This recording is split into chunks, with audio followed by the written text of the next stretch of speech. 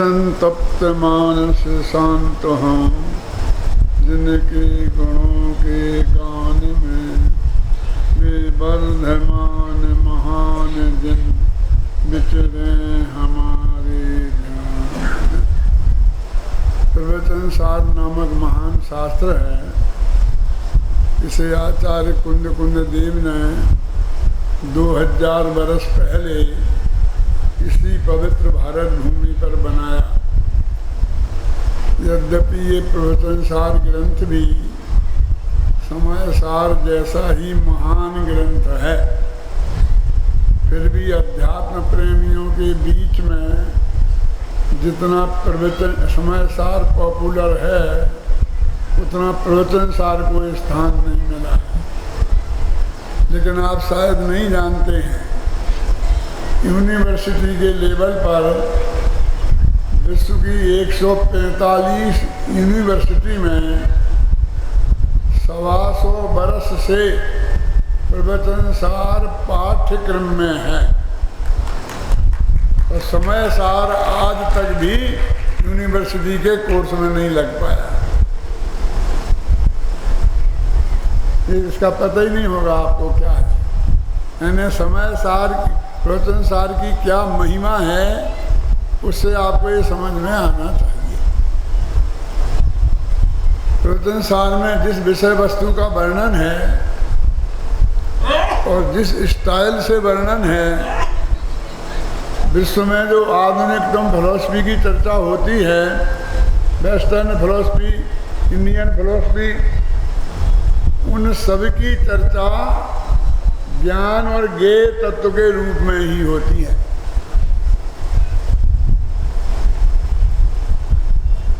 जैन न्याय में भी ये बात भरी पड़ी है। एक तरीका है कि पहले तो ये नक्की करो कि इन पदार्थों को जाना जा सकता है या नहीं। यदि जाना जा सकता है तो आगे बात करें, और जाना ही नहीं जा सकता हो तो फिर बात करने से फायदा क्या। और फिर यदि जाना जा सकता है तो जानने की क्या क्या उपाय है, वो ज्ञान का क्या स्वरूप है, प्रमाण का, न्याय का, कि जिससे वस्तु का स्वरूप जाना जाता है। तो एक जानने वाला तत्व और एक जानने में आने वाला तत्व, इस रूप में विभाजन होता है ज्ञान के लिए। कोर्स होता है ना यूनिवर्सिटियों में, तो 2 पेपर हैं, तो एक ज्ञान तत्व का होगा, एक ज्ञेय तत्व का। ज्ञान तत्व में क्या बताया जाएगा, प्रमाण किसे कहते हैं, न्याय किसे कहते हैं, निक्षेप किसे कहते हैं, वस्तु को स्वरूप कैसे जाना जा सकता है। और प्रमेय में क्या बताया जाएगा, द्रव्य क्षय होते हैं। मेरा मतलब है जो क्षय द्रव्य की व्यवस्था है वो वस्तु की व्यवस्था है। वो उत्पाद व द्रव्य कैसे होता है, द्रव्य गुण पर्याय क्या है, ये सारी चर्चा ज्ञेय तत्व में आती है। और मत ज्ञान, शुद्ध ज्ञान, अवध ज्ञान, मनपदा ज्ञान, केवल ज्ञान, प्रमाण, न्याय, निक्षेप, इनकी चर्चा ज्ञान तत्व में आती है। सारी दुनिया में फिलॉसफी का विभाजन इस रूप में है, और इस प्रवचन सार में भी विभाजन इसी रूप में है। इसलिए सारे विश्व के विश्वविद्यालयों ने इसे मान्य किया। समय सार में तो क्या है, घबराना नहीं है। आश्रम की बात कहेंगे तो आश्रम किसे कहते हैं, आश्रम के कितने प्रकार होते हैं, कितने भेद होते हैं, कोई बात नहीं करेंगे।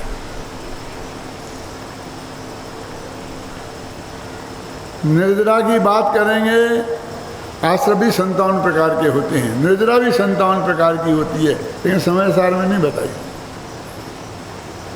कोई बातें नहीं करेंगे। यहाँ से शुरू करेंगे ज्ञानवंत के भोग निर्जरा हेतु हैं। हैं? आश्रम की बात करेंगे तो आश्रम मैं नहीं हूं, आत्मा भिन्न है और आश्रम भिन्न है। पुण्य पाप की बात करेंगे तो पुण्य किसे कहते हैं, पाप किसे कहते हैं, ये नहीं बताएंगे। ये बताएंगे कि पुण्य मैं नहीं हूँ, पाप मैं नहीं हूँ, दोनों मेरे से भिन्न तत्व हैं और पाप के समान पुण्य भी ये है। पहली गाथा शुरू होगी तो सोने की बेड़ी और लोहे की बेड़ी, दोनों बेड़ी हैं और बंधन को पैदा करती हैं। समय सार में तो ये बात है। ना तो ज्ञान की बात करते हैं, घबराना नहीं, ना ज्ञान की बात करते हैं, ना ज्ञेय की बात करते हैं। ज्ञेय कैसा है, उत्पाद में ध्रुवमय है, द्रव्यगुण पर्यायमय है, ना इसकी बात करते हैं, ना प्रमाण में निक्षेप की बात करते हैं। तो शुरू से कहते हैं परमाण नय निक्षेप को न उद्योत अनुभव में दीप, इसे कहते हैं। न उदेति न श्री अस्तमेति प्रमाणम, नय के श्री उदय नहीं होती है और प्रमाण अस्त हो जाता है। और निक्षेप का चक्र माने समुदाय कहाँ चला जाता है मुझे पता नहीं है, आचार्य कहते हैं। न विद्मा, मैं नहीं जानता है। क्यों जानते नहीं हो? यानी वो इनकी चर्चा नहीं करना चाहते हैं। ये तो अमृतचंद्राचार्य ने टीका में थोड़ी बहुत चर्चा कर दी तो बात आ गई, अन्यथा नहीं आती। तो ऐसा प्रतिपादन जहाँ हो, ये सामान्य जैनी उसे स्वीकार करने में पसीना छूटता है, तो अजैनी लोग, हिंदू मुसलमान लोग, यूनिवर्सिटी के प्रोफेसर लोग उसे कैसे माने? वो ये कहें कि हम समय साल लगाने के लिए तैयार हैं, बहुत महान है, बड़ा ग्रंथ है, लेकिन कौन से कोर्स में पढ़ाएं? पूरा समय साल पढ़ा देंगे और हमें मालूम नहीं पड़ेगा द्रव्य कितने होते हैं।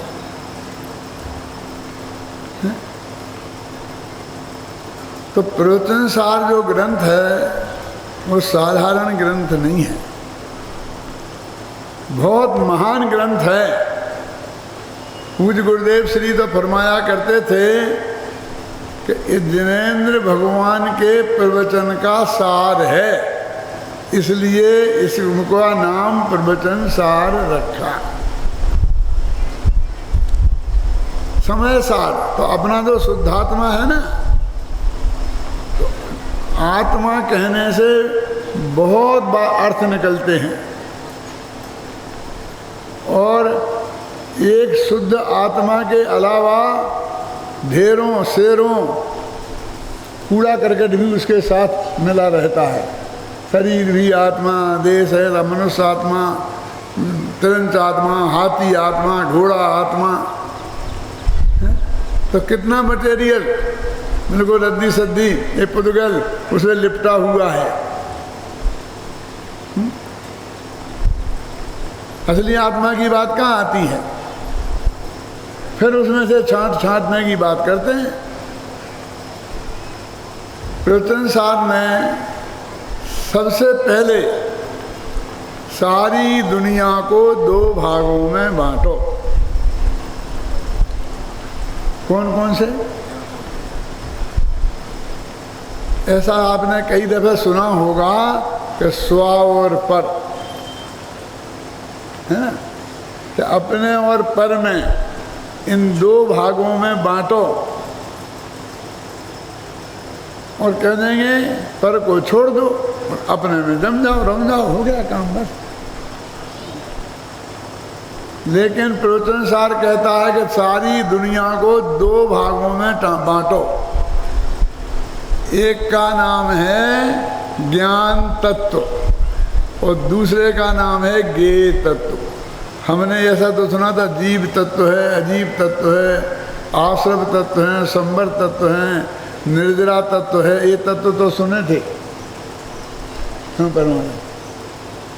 न्याय शास्त्र में आचार्य समंत भद्र और समंतभद्र के टीकाकार माने अकलंक देव, विद्यानंदी, बहुत में बड़े बड़े आचार्य हुए हैं।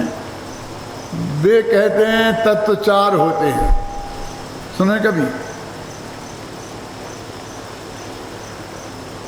एक संसार तत्व नाम, एक संसारोपाय तत्व, एक मोक्ष तत्व और एक मोक्षोपाय तत्व। क्यों प्रवीण, पढ़ा है ना? ये तो चार तत्व बता रहे हैं। फिर उन्हें घटित कर दिए कि भैया ये हमारे जो तत्व हैं उसमें आश्रव, बंध, पुण्य, पाप हे तत्व हैं। अजीब गे तत्व है, जीव श्रद्धेय और ध्येय तत्व है, संबर निर्जरा एक देश उपादेय तत्व हैं, मोक्ष पूर्ण उपादेय तत्व है। तो हमने जो जो हे तत्व हैं उनका नाम दे दिया संसार तत्व, जो जो उपादेय तत्व हैं उनका नाम दे दिया मोक्षोपाय तत्व, जो छोड़ने लायक हैं उनका नाम दे दिया वो संसारोपाय तत्व। और मोक्ष तत्व है, यानी ये तत्व भी उनमें मिल ही जाते हैं, लेकिन वो स्टाइल बिल्कुल अलग है। अभी अपन को प्रवचन सार की स्टाइल में रहना है 18 दिन तक। थोड़ी देर को समय सार को भूलना पड़ेगा। हमारे सुमत प्रकाश जी तो कहते हैं सब समय सार ही पढ़ेंगे, तो ये दिन भर याद दिलाएंगे क्यों? समय सार याद दिलाएंगे और हम तो भुलाएंगे। ये प्रवचन सार ग्रंथ कुंद कुंदाचार्य देव का समय सार से भी पहले लिखा गया ग्रंथ है।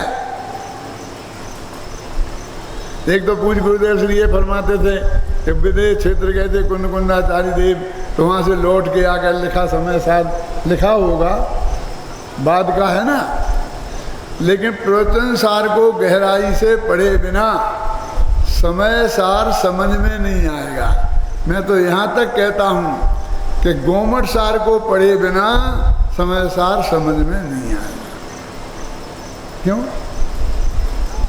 क्या आत्मा गुण स्थान नहीं है, आत्मा मागणा स्थान नहीं है, आत्मा जीव स्थान नहीं है।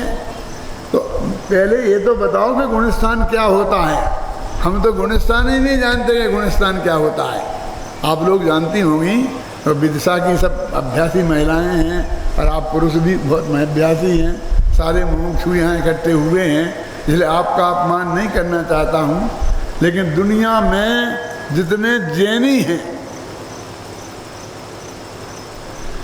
उन जैनी में भी कितने लोग जानते हैं बताओ?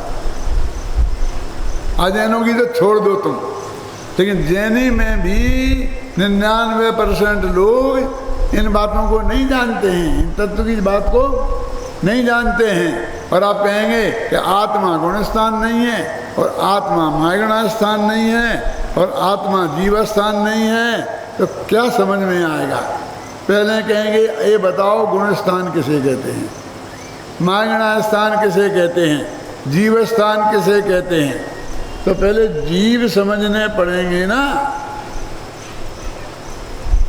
हम कहते तुम मनुष्य नहीं हो, आत्मा हो, तो पहले ये जानना पड़ेगा ना कि मनुष्य क्या है? कि जैसे मैंने आत्मा मान रखा है और वो मैं नहीं हूँ, ये समझाने की बात है ना। तो इनमें कुंद कुंदा प्रवचन सार में सारी दुनिया को स्व और पर इन दो भागों में नहीं बांटकर उनका नाम रखा ज्ञान तत्व प्रज्ञापन और ज्ञेय तत्व प्रज्ञापन। ज्ञान तत्व को प्रज्ञापन माने बताने वाला। ज्ञापन तो आप समझते ही हो, ये निकलते रहते ना गवर्नमेंट के ज्ञापन, विज्ञापन। विज्ञापन तो बहुत अच्छी तरह समझते हो, सब अखबारों में भरे रहते हैं, टीवी पर आते हैं, फिल्म देखते हो टीवी पर, तो विज्ञापनों के मारे परेशान होते हो क्योंकि वे बीच बीच में आप पढ़ते हैं ना। अब ये ना विज्ञापन है ना ज्ञापन है। ज्ञापन किसे बोलते हैं? बोलो। मेमोरेंडम, कोई मिनिस्टर आए तो उसे लिख करके देते हैं कि हमें ये काम आप करा दीजिए, सड़कें बनवा दीजिए, ये कर दीजिए, वो कर दीजिए। उसे क्या बोलते हैं? ज्ञापन। समझे ना। और दुनिया को बेवकूफ़ बनाकर ठगने के लिए जो प्रचार किया जाता है उसे बोलते हैं विज्ञापन। क्यों? और ये है प्रज्ञापन। ज्ञापन तो सब में ही है। प्रा माने जहाँ पर प्रधानता की बात होती है, जहाँ मुख्य बात होती है, जहाँ प्योर बात होती है, जहाँ शुद्ध बात होती है, वहाँ प्रा लगाया जाता है। जहाँ किसी चीज़ के साथ सम्मान जुड़ जाता है वहाँ प्रा लगाया जाता है। जैसे दान और प्रदान, अंतर समझते हैं? दान और प्रदान में क्या है? हमने 1000 किताबें यहाँ वितरित की, ज्ञान दान दिया, सबको बांट दी, जिसको चाहिए हो ले जाओ। अब वही किताब है पंडित जी। लेकिन विद्वानों को भी हम एक किताब प्रदान करना चाहते हैं।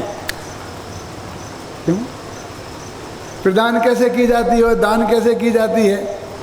दान में लाइन में लग जाओ और यहाँ आओ, एक एक लेते जाओ। और प्रदान में देने वाला जाता है और उनके पास हाथ जोड़ता है कि पंडित जी साहब एक किताब। समझ नहीं? यही अंतर है कि नहीं है? प्रदान के साथ जो सम्मान जुड़ गया प्रा में, जहाँ प्रा लग जाता है वो संप्रदान। तो ये वचन दुनिया के लोगों के वचन, और जो जिनवाणी के वचन हैं वे हैं प्रवचन। बोलते हैं प्रवचन, बोलते कि नहीं बोलते? तो हमारे यहाँ बहुत चक्कर चलता है। अब है विभिन्न रुचियों ही लोका मुंडे मुंडे मतिर भिन्ना। कि बड़े पंडित जी का प्रवचन होगा और छोटे पंडित जी का वाचन होगा। अब मेरी समझ में नहीं आता ये क्या फर्क होगा।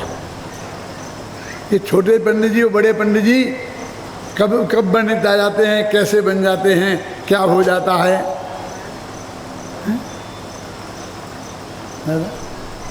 क्या भाई वो जिनवाणी का वाचन करेंगे और ये प्रवचन करने वाले क्या करेंगे? मुझे तो बताओ। ये भी भगवान की दिव्य ध्वनि में जो आया था उसको ही आपको प्रस्तुत करेंगे, तो वो भी तो वही प्रवचन ही है ना, वही वाचन ही तो है। लेकिन ऐसा भेद विज्ञान कर दिया, यानी उसमें हम इस तरकीब से उसे सर्टिफिकेट देते हैं कि ये सम्य दृष्टि है, ऐसा हमने मान लिया तो प्रवचन हो गया। और सम्य दृष्टि नहीं हुआ, मिथ्या दृष्टि है, तो मैंने इसके उनका वाचन कहें, यानी क्लियर कह के उनको मिथ्या दृष्टि की गाली देते हैं। ये सही नहीं है। डंके की चोट कह रहा हूँ मैं, ये ठीक नहीं है। मैं जानता हूँ बड़े बड़े लोग ऐसा करते हैं, फिर भी मैं कह रहा हूँ डंके की चोट। अरे गुजरात में तो प्रवचन, राजनीतिक नेताओं के प्रवचन को भी, भाषण को भी प्रवचन कहते हैं। प्रधानमंत्री मोरारजी देसाई का प्रवचन थसे क्या? वे कौन से दिव्य ध्वनि की संबंधित उनके सर्टिफिकेट देखा है किसी ने? उनके भी सबके प्रवचन होते हैं। हमारी बात को हमें प्रवचन बनाना है तो हम भगवान की दिव्य ध्वनि में जो वस्तु का स्वरूप आया है वो बताएं, तो हमारे वचन प्रवचन हैं। इसलिए नहीं कि वो हमने बोले हैं, इसलिए उनमें वो उत्कृष्ट बात है जो सर्वज्ञ भगवान की वाणी में आई थी, इसलिए वो प्रवचन है। समझ में है ना?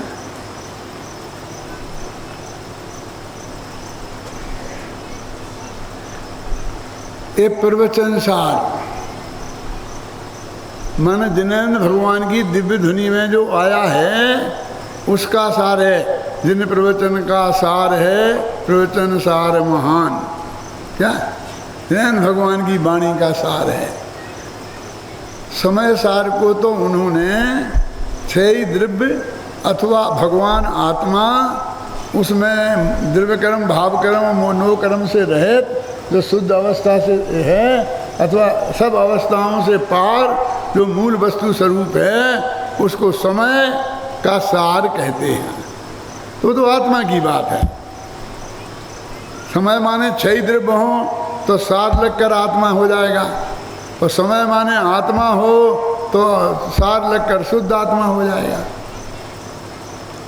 लेकिन एक किसी एक की भगवान की दिव्य ध्वनि में आया जो वस्तु का स्वरूप है वो बताया है, इसलिए इसकी महिमा कम मत समझना। बीच में कुछ ऐसा चल पड़ा था पंडित जी, ज्ञानचंद जी, आपको तो सब पता है कि राग आत्मा का कर्ता, राग का कर्ता आत्मा है या नहीं? किसी ने कहा हाँ है। ये तो प्रवचनसार की बात है। क्या मतलब? अरे है कि नहीं है बताना है कि प्रवचनसार की बात है कि समय सार की बात है, ये है बताओ।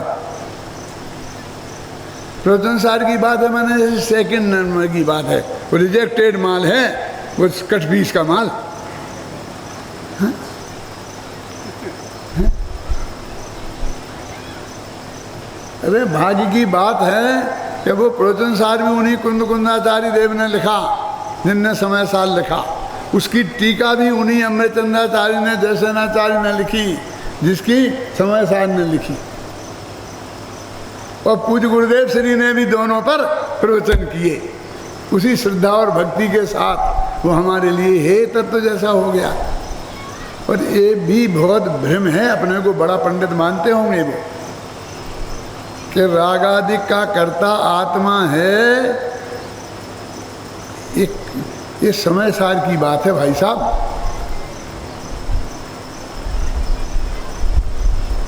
कौन से नए की बात है? अपने मन में ही जवाब दे लेना। बोलोगे तो तुम्हारी इज्जत भी जाएगी और मेरी भी जाएगी, क्योंकि तुम मेरे विद्यार्थी हो ना। क्यों? ये निश्चय नय का कथन है। ये विभाग नय से नहीं कह दिया है कि राग का कर्ता आत्मा है। निश्चय नय 2 प्रकार का होता है, एक शुद्ध निश्चय नय, एक अशुद्ध निश्चय नय। तो रागादि का कर्ता कहना वो अशुद्ध निश्चय नय का काम है, और निर्मल पर्यायों का कर्ता कहना वो शुद्ध निश्चय नय का काम है। और ये समय सार में लिखा है सब।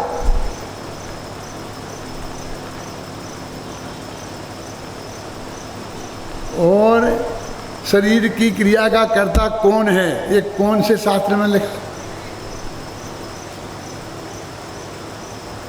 ये तो कोई ना समय सार में होगा ना प्रवचन सार में होगा।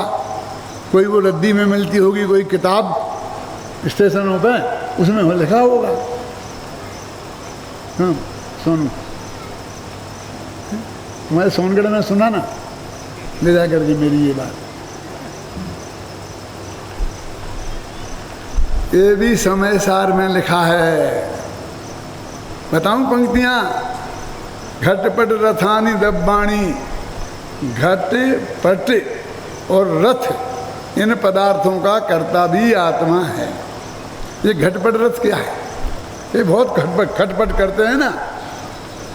मुनिराज थे नग्न दिगंबर, जंगल में रहने वाले, उन्हें दुनियादारी की कोई चीज़ देखी ही नहीं थी। 11 वर्ष की उम्र में दीक्षा ले गए थे, घर में रहे न रहे ऐसी हालत थी, तो उनने कुछ देखा ही नहीं था। आहार करने नगर में आते थे तो वहाँ 3 आदमी दिखते थे उन्हें। एक तो घड़े बनाने वाला कुमार, अपने घड़े बनाता रहता था, और एक कपड़ा बुनने वाला कोरी, कोरी जिसे बोलते जुराहा, खटपट खटपट खटपट चलते बना रहता था, और एक तीसरा बैलगाड़ी बनाने वाला बड़ई कारपेंटर। 3 चीज दिखते थे। हमने भी अपने गांव में देखा है। जब छोटे थे नंगे फिरते थे दिगंबरों जैसे, 7-8 वर्ष की उम्र तक नंगे फिरे, क्या करें। तो तब हमने यही देखते थे घटपट रथ, उनने भी यही देखे थे, तो उनने लिख दिया घटपट रथ का कर्ता भी व्यवहार नए से और आत्मा है। कौन से व्यवहार नए से? धर्मेश, क्या नाम? धर्मेंद्र, बोलना मत। मैं तो अपने को थोड़ा सांस लेने के लिए किसी का नाम ले देता हूँ समझ में आई ना? कौन सा नय है? इसका नाम है उपचरित असद्भूत व्यवहार नय। इस नय से समय सार में घटपट और रथ का कर्ता मूल गाथा में आचार्य कुंद कुंद ने लिखा है। जब मैं ये बात करता हूँ, ये खंडन करता हूँ, ये बड़े बड़े पंडित कह रहे प्रवचन सार की बात है, तो मेरे पास फुल प्रूफ होता है तब करता हूँ। आगम का एक एक भक्ति पंक्ति होती है तब मैं करता हूँ, वैसे ही नहीं कहता हूँ। तो ये प्रवचन सार को तुम उपेक्षा की दृष्टि से नहीं पढ़ना कि अच्छा है समय सार, अब क्या करें। हमारे है ना क्या नाम, सुमित प्रकाश जी, ये सब पे तो उनका डंडा चलता है कि समय सार ही पढ़ो हम तक आ ही नहीं पाया, हम पे चला ही नहीं उन्हें वो डंडा, तो हम प्रवचन सार ही पढ़ रहे हैं। वो हमसे कहते तो हम नहीं पढ़ते ऐसी बात थोड़ी है कि हम मानते नहीं हैं? तो मान लो आप प्रवचन सार को सभी विद्वान लोग समय सार के गीत गाएंगे, महिमा गाएंगे, उन्हें गाना चाहिए। जब वे समय सार पर प्रवचन करेंगे तो गाएंगे, नहीं तो क्या करेंगे, है ना? जिसकी शादी होती है गीत तो उसी के गाए जाते हैं, घोड़े पे तो उसी को बैठाया जाता है, ख्याल में आई ना? इसलिए वो गाएंगे, तो उसका विरोध मत समझना क्या। लेकिन ये वस्तु का स्वरूप का प्रतिपादक शास्त्र है। जो दिव्य ध्वनि में बात आई थी उस बात को बताने वाला शास्त्र है। अभी अपन कहाँ खड़े हैं, इसमें क्या बताया है समय प्रवचन सार में, और अपन कहाँ 145वीं गाथा शुरू करनी है ना, तो 145 गाथा के पहले 144 गाथाओं में क्या आ गया है और आगे क्या शुरू होगा और उसके बाद फिर क्या आएगा, वो सब बात मैं आपको कुछ मिनटों में बताना चाहता हूँ, जिससे आपको मालूम रहे कि अपन कहाँ खड़े हैं। तो कौन थे? दो तत्व हुए। दो तत्व माने थे न कौन से? एक ज्ञान तत्व और एक ज्ञेय तत्व। समंत भद्र में माने थे 4 तत्व, एक संसार तत्व, संसारोपाय तत्व, मोक्ष तत्व और मोक्ष तत्व, मोक्षोपाय तत्व। उमा स्वामी ने माने 7 तत्व, जीव अजीव आश्रय बंध संबंध निद्रा मोक्ष। अमृतचंद ने माने 9 तत्व, नव तत्व गतत्व भी यदेकत्व न मुंचती। आई कि नहीं आई? अभी शास्त्रों में वर्णन है कि इतना मतभेद है आचार्यों में। अब मतभेद है कि नहीं है, जब वो मतभेद की बात करेंगे तब बताएंगे कि कोई मतभेद नहीं है, ये तो विवक्षा भेद है, जिसे बोलते हैं हमारी शास्त्रीय भाषा में कि विवक्षा भेद है। अलग अलग अपेक्षाओं से अलग अलग बात कही। अब अपनी बात कौन से, जब अपनी अब तत्व चर्चा चलेगी तो कौन से तत्व की बात चलेगी? ज्ञान तत्व और ज्ञेय तत्व, और उसके साथ लगा है प्रज्ञापन। तो पहले अधिकार महाधिकार का नाम क्या है? ज्ञान तत्व प्रज्ञापन महाधिकार। फिर दूसरा है ज्ञेय तत्व प्रज्ञापन महाधिकार। फिर तीसरा है चरणानि योग सूचक चूलिका। अपनी ये जो 145वीं गाथा है एक ज्ञेय तत्व प्रज्ञापन महाधिकार के अंतर्गत आती है, समझे ना? तो अभी जो वो ज्ञान तत्व प्रज्ञापन माने, ज्ञान तत्व माने भगवान आत्मा, उसका जो स्वरूप बताने वाला अधिकार है, उसमें सबसे पहले मंगलाचरण। इसकी विशेषता ये है कि सब ग्रंथों में आचार्य कुंद कुंद ने और अन्य आचार्यों ने एक गाथा में मंगलाचरण किया, और उसमें भी आधी काट ली। अल्लाह मियाँ बड़े सयाने, पर पहले ही काट लिए 2 आने। नहीं है समझ में? एक आदमी बेचारा गरीब था, खाने को नहीं मिल रहा था, बाज़ार में भीख मांगने के लिए खड़ा था। अल्लाह को उसने कहा बिना घूस दिए काम नहीं चलेगा।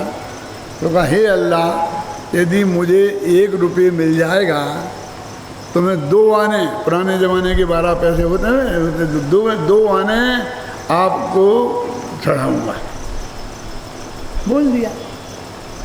भाग्य से 1 नोट मिल गया, लेकिन वो इतना सड़ा गला था कि बाज़ार में उसे भुनाने बेचने गया तो वो कहा कि नहीं, ये तो नहीं है, तो फटा नोट है, मैं तो नहीं लूँगा। इसके तुझे 14 आने मिलेंगे, समझ गए, 90 पैसे मिलेंगे, समझ लो 88 पैसे मिलेंगे। क्यों? पुराने ज़माने में 16 आने होते थे, तो 2 आने मिलेंगे, कम मिलेंगे। तो उसने बेचारा क्या करता, 14 आने ले लिए। अब सोचा कि भगवान को कहा था मैंने 2 आने चढ़ाऊँगा अल्लाह को तो 2 आना अल्लाह को चढ़ाना, तो 12 ही आना रह जाएंगे। तो बोले कि क्यों चढ़ाऊँ, अल्लाह तो बहुत होशियार है, उसने हमको 2 आने काट के ही दिया है, ऐसा ही नोट दिया है कि अल्लाह मियाँ बड़े सयाने और पहले ही काट लिए 2 आने, अब मैं नहीं चढ़ाऊँगा। समझे ना? ऐसा मत करना। मेरे कहने का वस्तु का जो स्वरूप है उसको हमको समझना। तो उनने आधी गाथा काट ली, कैसे? समय सार में बंदित तु सब सिद्धि दो मचल मणो वयम गयम पत्ते वो छामी समय पाहोड़ मेड़ियो से केवली भणियम। कि मैं अनुपम है ना, क्या है, ध्रुव अचल अनुपम ऐसी सिद्ध गति को प्राप्त सिद्धों को नमस्कार करता हूँ। सिद्ध गति को प्राप्त माने सिद्ध, उन्हें नमस्कार करता हूँ। तो आधी लाइन, आधी गाथा हुई ना 1 लाइन की, और दूसरी लाइन में और फिर मैं नमस्कार करके समय सार नामक ग्रंथ लिखता हूँ। वो छामी समय पाहुड़, कहता हूँ समय पाहुड़ को केवली शुद्ध केवली भणिनम, जो केवलियों ने कहा है और शुद्ध केवलियों ने कहा है वो मैं कहता हूँ। तो ये तो प्रतिज्ञा है, इसे ऐसा बोलते प्रतिज्ञा वाक्य। मंगलाचरण करते हैं आचार्य पहले, फिर प्रतिज्ञा करते हैं कि मैं क्या समझाऊंगा। तो 1 लाइन तो उन्हें प्रतिज्ञा वाक्य में ले गए, तो मंगलाचरण के लिए तो 1 ही लाइन बची। कुंद कुंद ने खुद नियमसार में भी, पंचाशती काय में भी, लेकिन प्रवचनसार में 5 गाथा, 1 की जगह 5 गाथाएं। वहाँ तो सिद्ध के बाद अरंत का भी नंबर नहीं आया। समय सार में अरंत को भी नमस्कार नहीं है। आचार्य उपाध्याय और साधु को तो बहुत दूर की बात है। और इसमें तो वर्धमान भगवान को, 24 तीर्थंकर को, विदेश क्षेत्र के 20 तीर्थंकरों को अलग अलग नाम ले लेके, बिना नाम के सामूहिक रूप से ऐसे खोल खोल के आचार्यों को, उपाध्यायों को, साधुओं को, सबको नमस्कार किया। एक लाइन से सब निपटाया। और अंत में एक वाक्य कहा, अब मैं साम्य आश्रम को प्राप्त होता हूँ, मैं साम्य भाव को प्राप्त होता हूँ। क्या शब्द है? उपसंबयामि सम्मम दत्तो निर्माण संपत्ति। ये मैं प्रवचन सारी पढ़ रहा हूँ, तो 5वीं गाथा है। मैं उन सबको नमस्कार करके वो साम्य भाव को प्राप्त करता हूँ। उपसंबयामि सम्यम दत्तो निर्माण संपत्ति, जिससे मुझे मोक्ष की प्राप्ति होगी, निर्वाण की संपत्ति प्राप्त होगी। मैं ऐसा साम्य भाव को धारण करता हूँ। अभी तक क्या घास खोद दी थी? इन सबको इतनों को नमस्कार किया था, तो इससे नहीं मिलेगी मोक्ष? नहीं मिलेगी। बात तो यही तो दुख की बात है। सबको नमस्कार किया, अभय कुमार जी, मिलेगा मोक्ष? करते रहना सबको। नमस्कार ही करते ना, क्यों? ऐसे ऐसे लोग भी हैं। अब मैं कहता हूँ तो नाराज हो जाते हैं, हो जाए तो कहता हूँ तुम हो भवे भवे नाथ मेरे, मैं सदा सेवक रहूं। ठीक है, बोलो। मैं तो बोलने को तैयार नहीं। ये भी कोई प्रार्थना है? क्यों? कि तुम मेरे नाथ रहो, मैं तुम्हारा सेवक रहूं, मैं जिंदगी भर। अरे मैं तो भगवान हूं, भगवान बनूंगा नहीं। हम तो हूं वाले हैं। क्यों? क्यों? समझा नहीं? और ये कहते हैं तुम हो भवभवनाथ मेरे हैं, और मैं सदा सेवक रहूं। ये महिलाओं को एक बहुत बीमारी होती है। वो मैंने अभी लिखा ना, एक अब आएगा 2-4 दिन में, तो उसमें राजू नेमिनाथ से कहती है स्वप्न में, सीधी तो बात भई नहीं थी कभी, कि तुम्हारी 9 भव की प्रीति लगी थी, तुमने एक झटके में तोड़ दी। सोचो तो, कोई आज का रिश्ता थोड़ी था, 9 भव का रिश्ता था। क्यों? और तुमने मेरे से कहा ही नहीं।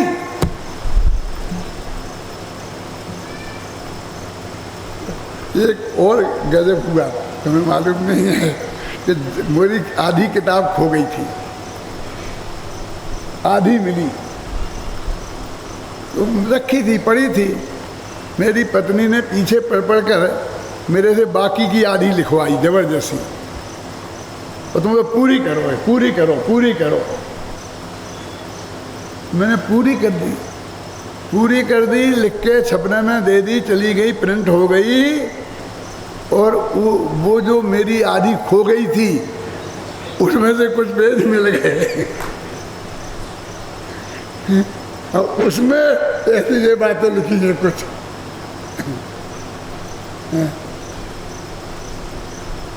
समझ में आए ना? अब तो मैं जब देखूंगा उसे क्या है, कैसा क्या है, उसमें फिर द्वारा कुछ उसे छपाने के लायक है कि नहीं, कि उसे करूँगा कि नहीं करूँगा, क्या करूँगा, अब वो बाद की बात है। लेकिन अभी तो मैं ये कहता हूँ कि वो कहते हैं कि 9 भव की पीठ एक झटके में तोड़ दी। ये भव की बात करती हो, हम तो भव के अभाव करने की बात करते हैं। अब वे 9 भव हो गए, वे हो गए। अब इस भव में तो छोड़ दिया ना, तो आगे तो आशा है कि नहीं है? क्या आशा होगी? आगे तो भव ही नहीं है। नेमिनाथ भगवान के आगे भव ही नहीं है। जब मोक्ष में चले जाएंगे तो भव ही नहीं होंगे, तो भविष्य की क्या आशा रखना, बोलो? जो भव का नाश करने लायक है, क्यों तुम उस भव की बात करते हो? और ये कहते मैं तुम्हारे साथ दीक्षा लूंगी। दीक्षा लेने के ये लक्षण है? क्यों? दीक्षा लेने के ये लक्षण नहीं है। वस्तु का स्वरूप क्या है हमको वो जान। तो उन्होंने कहा उपसम्मयामि सम्मम जत्तो निर्माण संपत्ति, मैं उस साम्य भाव को प्राप्त करता हूँ। नमस्कार करके, नमस्कार से मुझे निर्माण की प्राप्ति नहीं होगी, लेकिन वो जो साम्य भाव होगा उससे मुझे निर्वाण की प्राप्ति होगी। अरे वो साम्य भाव क्या है? तो उसका मालूम जब संस्कृत में अनुवाद किया अमृतचंद्राचार्य ने इसी प्रवचन शास्त्र में, घबराना नहीं, बहाना तो मेरी ये गाथा 45 में ही है, 145 पूरा प्रवचन सुनाऊंगा, सार सुनाऊंगा। क्या उपसम्मयामि सम्मम, जिससे निर्वाण की संपत्ति प्राप्त होगी। उनने लिख दिया कि मैं आश्रम को प्राप्त होता हूँ, साम्य भाव रूपी आश्रम को प्राप्त होता हूँ। अरे कुंदकुंदाचार्य आश्रम में रहते थे, हम तो स्वयं जंगल में रहते थे। हैं? उनका आश्रम तो बहुत ही बढ़िया होगा, क्योंकि भगत लोगों ने बढ़िया बढ़िया जमा जमा के एकदम बढ़िया बनाया होगा, कोई पैसे की कमी तो रखी नहीं होगी। अरे ईंट पत्थर का आश्रम नहीं था, साम्य भाव का आश्रम था। अब मैं उसमें जाता हूँ, अपने साम्य भाव के आश्रम में जाता हूँ कि महाराज महाराज कहाँ चले, वहाँ जाके करोगे क्या, वहाँ जाकर के मिलेगा क्या। मैंने शुद्ध, अब मैं शुद्धोपयोग में जाता हूँ, भगवान को नमस्कार करके अब मैं शुद्धोपयोग में जाता हूँ। रोजाना हमारे सामायिक की विधि यही है। तुमने देखा होगा ब्रह्मचारियों को कभी सामायिक करते, तो वे जब सामायिक करने बैठते हैं ना, तो पूरब दिशा में इधर इधर चारों दिशाओं में करते हैं कि नहीं करते हैं, देख करके बैठ करके नमोकार 9 दफे नमोकार मंत्र करिए और शांति से। फिर ये सब पहले करते, ये पहले करने की क्रिया है ना। फिर करते क्या है, फिर करते क्या है, सामायिक कि सामायिक क्या, कि वही नमोकार मंत्र का जाप। तो नमोकार मंत्र का जाप तो 9 दफे पहले ही किया तुमने, ये लिखा ना 9 दफे नमोकार मंत्र पढ़ना। तो फिर क्या करते हैं वो बताओ तुम। हैं वो तो हमें पता ही नहीं है, क्योंकि आज तक किया ही नहीं है। ये जो पहले की क्रिया तो हमें सब आती है, लेकिन जो वो असली चीज है वो हमें पता ही नहीं है। तो वो कहते हैं वो शुद्धोपयोग, उसका साम्य भाव का अर्थ किया वो शुद्धोपयोग, कि वो शुद्धोपयोग का अधिकार लिखा पहला 12 गाथाओं का, और 12 गाथाओं में शुद्धोपयोग का स्वरूप बताया उस साम्य भाव का। फिर कहा मिलेगा क्या इससे, हम तो बनिए हैं, जब तक हमें ये बात पता ना चले कि ऐसा करने से मिलेगा क्या, क्यों पंडित जी, तब तक हम कुछ नहीं करते हैं। हम किसी में नहीं बैठते, ये तुम्हारा शिविर लगाएंगे तो हमें मिलेगा क्या।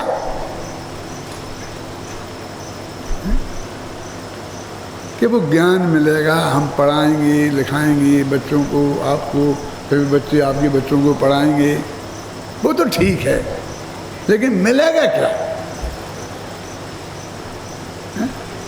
सबको समझ मिलेगी वो तो ठीक है, मैंने कुछ नगर नारायण मिलेगा क्या नहीं मिलेगा, पुण्य बंधेगा क्या नहीं बंधेगा, फिर वो कभी उदय में आएगा तब तो मिलेगा क्या नहीं मिलेगा। क्यों, हम तो कह रहे हैं कि भैया कि तुमको जितना चंदा दोगे उतना पैसा लगेगा, नुकसान होगा, फिर दुकान पे नहीं जा पाओगे, तो जितना टाइम दुकानदारी का नुकसान होगा। ऐसे नुकसान का धंधा हम क्यों करें। लेकिन ये नुकसान किसका होगा, तुम्हारा नहीं, परिग्रह का। किसका होगा, ये क्या चीज है, मैं बोलता हूं, हैं क्या चीज है वो जिसका नुकसान होगा। है? वो तो ऐसी चीज थी जो दुनिया का सबसे बड़ा पाप थी। परिग्रह पाप है कि नहीं है, क्योंकि साम्य भाव की प्राप्ति होगी। तो उन्होंने कहा क्या मिलेगा, क्लियर क्लियर बताओ। तो उन्होंने कहा तुम्हें ज्ञान मिलेगा और सुख मिलेगा, ज्ञानानंद मिलेगा। तो मैंने शिविर का नाम ज्ञानानंद रखा, मैं क्या करूं, है इसमें। उसके बाद एक ज्ञानाधिकार है अभय कुमार जी, और उसके बाद एक सुखाधिकार है, मैंने आनंदाधिकार है इसमें, इस प्रवचन सार में।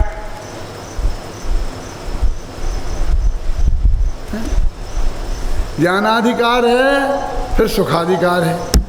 अब मैं बहुत छोटी छोटी बातें आपको बताऊंगा, लेकिन वैसे आप पढ़ के नहीं जान पाएंगे। ज्ञान माने क्या, ज्ञानाधिकार में क्या बताएंगे। ये हमारे विद्यार्थी हैं और जो बहुत अच्छे पंडित हैं, कुछ ज़्यादा प्रतिष्ठित पंडित हैं, उनसे कहेंगे तो वे कहेंगे हाँ त्रिकाली ध्रुव भगवान आत्मा मिला। लेकिन ये नहीं है, यहाँ ये अर्थ नहीं है कि सम्यक ज्ञान मिलेगा, ये अर्थ भी नहीं है।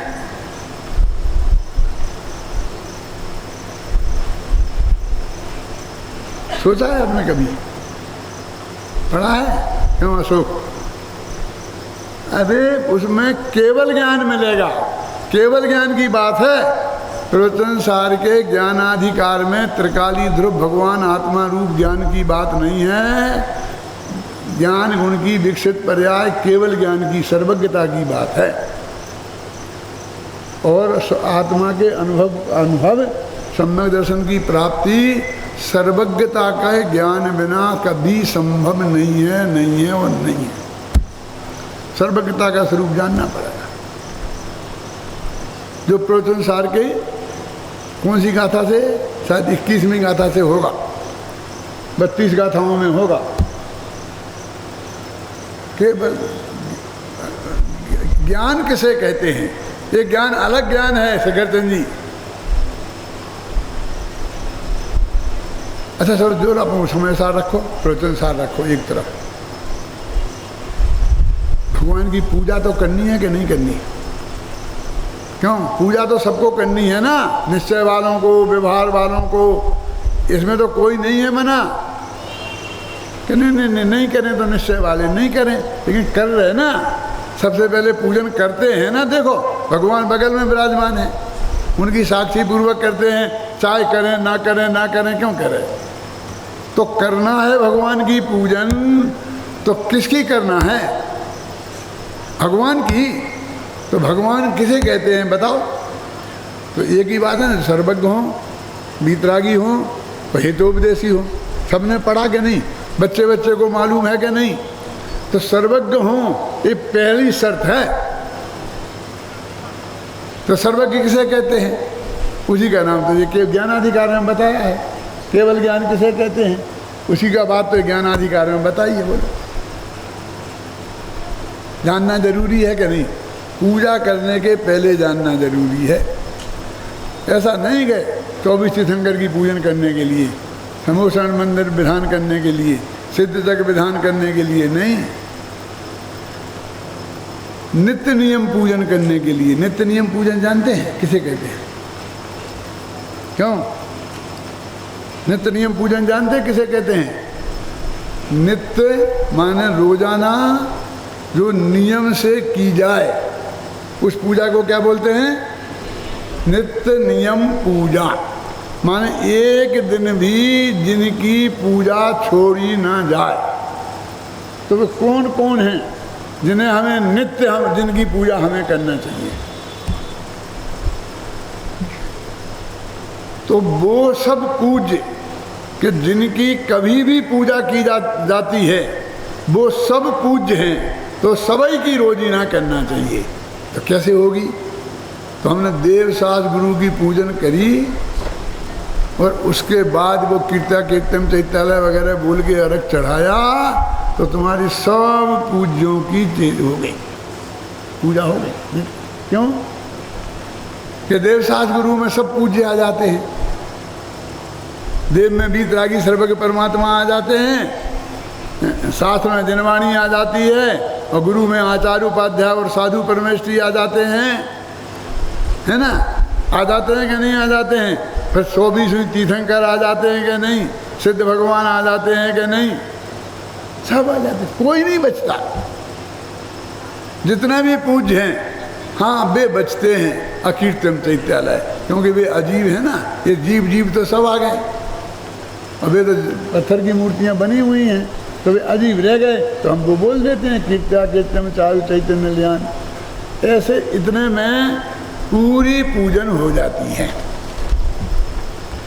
युगल जी ने पहले देवसास गुरु की पूजन बनाई। पहले तो थी ना, वो एक ज्ञानत राय की थी, किसकी थी, फिर युगल जी ने बनाई, फिर हमने बनाई।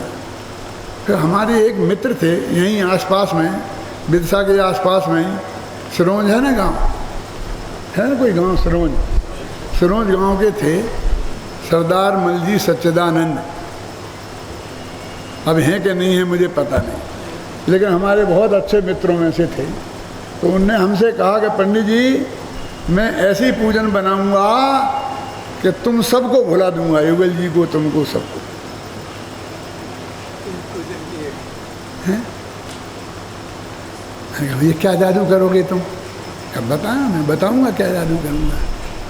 तो उनने पूजन बनाई, तो उसमें क्या लिखा, देव शास्त्र गुरु को ध्याऊं और विद्यमान श्री 20 तीर्थंकर और सिद्ध प्रभु के गुण गाऊं। वो अचरी में ये तीनों के नाम स्पष्ट उल्लेख कर दिए, जबकि उसमें आ जाते हैं देव शास्त्र गुरु को ध्याऊं, और देव शास्त्र गुरु में सिद्ध आए कि नहीं आए, आ गए ना, तो उन्हें सिद्ध प्रभु के।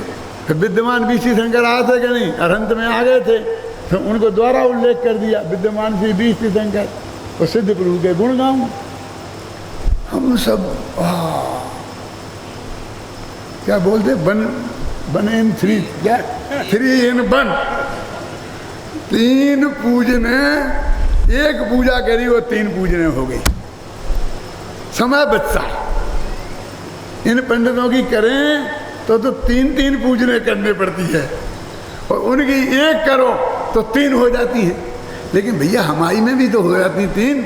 हमने देव शास्त्र गुरु की लिखी तो उसमें अरहंत तो सिद्ध भी आ जाते हैं, विद्यमान तीर्थंकर भी आ जाते हैं, हैं?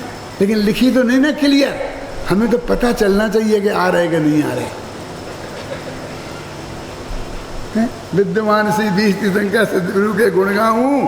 और वो अब इससे नुकसान क्या होता है जानो आपको, कि हम थोड़ी तत्व की बात कहने को जगह मिलती है हमें, 2 लाइन की तो अचरी वो 2 लाइन में कहना है, तो जो कुछ कहने के लिए थोड़ी बहुत जगह थी वो नाम गिनाने में चली गई चली गई ना, तो वो नुकसान हुआ। लेकिन हम सब ने छोड़ के एकदम एक तीनों एक साथ हो जाएंगे, तीनों एक साथ, पहले इसमें 1.5 घंटा लग जाता है, इसमें 8 घंटे में निपट जाती है। चल गई साहब। उन्होंने कहा बोलो पंडित जी, बोलो क्या कहो, अब क्या बताएं, अब तुम कितना ही भाषण देते रहो, कुछ होने वाला नहीं है, ये तो हमारी। मैंने कहा भैया ना पूजन तुम्हारी करते हैं, ना हमारी करते हैं, ना युगल जी की करते हैं, सब तो पूजन भगवान की करते हैं। लेकिन सर्वज्ञता तो समझनी पड़ेगी कि नहीं, सर्वज्ञता समझे बिना उनकी पूजन कैसे होगी। इसलिए मैं कहता हूँ कि प्रवचन सार समझे बिना पूजा भी नहीं कर सकते ढंग से। यदि पूजन भी करनी है तो प्रवचन सार तो पढ़ना ही पड़ेगा।